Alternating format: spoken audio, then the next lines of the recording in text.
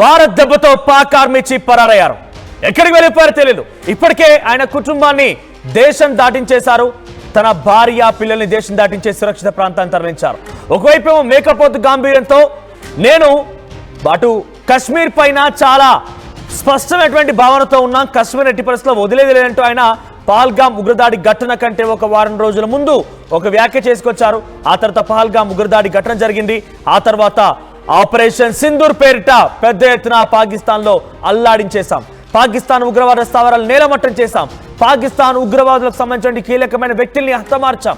ఆ తర్వాత పాకిస్తాన్ ఆర్మీ వైపు నుంచి మన ఎల్ఓసి వెంట ఇండో పాక్ బార్డర్ వెంట పెద్ద ఎత్తున బాంబులతో పాకిస్తాన్ దాడులు మొదలుపెట్టింది.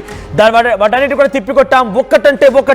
కేవలం ఒక్కటంటే ఒకటి కూడా మన భూతల్లిని తాకమునిపే, భారతదేశంలో భూతల్లిపైకి వాళ్ళక మునిపే వాటిని గాల్లోనే పేల్చేశాం.